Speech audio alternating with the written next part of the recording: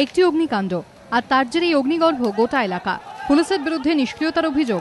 ঘটনাস্থল দক্ষিণ 24 পরগনার জয়নগর। শনিবার রাত 9টা নাগাদ আগুন লাগে দক্ষিণ বারাসতের এই তেলের গুদামে। স্থানীয় সূত্রে খবর, বেশ কয়েকটি বিস্ফোরণের আওয়াজও শোনা যায়। ঘটনাস্থলে পৌঁছয় দমকলের 4টি ইঞ্জিন, পৌঁছয় জয়নগর থানার পুলিশও। অগ্নিকাণ্ডের জেরে কুলপি রোডে যান চলাচল বন্ধ হয়ে যায়। বন্ধ করে দেওয়া হয় এলাকার বিদ্যুৎ পরিষেবা। ঘিঞ্জি এলাকা হওয়ায় ব্যাপক আতঙ্ক ছড়ায় এলাকাবাসীর মধ্যে। প্রায় 3.5 ঘন্টার চেষ্টায় আগুন নিয়ন্ত্রণে আসে। রবিবার সকালে গুদামের ভিতর থেকে রাকেশ নাইয়া নামে এক ব্যক্তির দগ্ধ দেহ উদ্ধার করেন দমকল কর্মীরা। ঘটনার সময় তিনি তেল কিনতে এসেছিলেন বলে স্থানীয় সূত্রে খবর।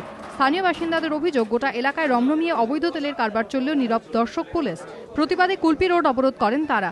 পুলিশকে ঘিরেও চলে বিক্ষোভ।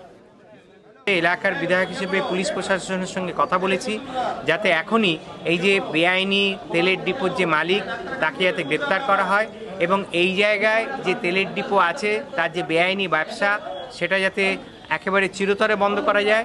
এবং আমি শুনেছি যে এই দক্ষিণ বারাসাতের আরও কয়েক জায়গায়, এখানে স্থানীয় মানুষ বলছিলেন যে আরও কয়েক জায়গায় এরকম বেআইনি ব্যবসা আছে, সেগুলোও যাতে প্রশাসন বন্ধ করে, তারও দাবি আমি করেছি, স্থানীয় জনসাধারণও করেছে। গুদামের মালিকের খোঁজে শুরু হয়েছে তল্লাশি। এলাকায় মোতায়েন করা হয়েছে পুলিশ।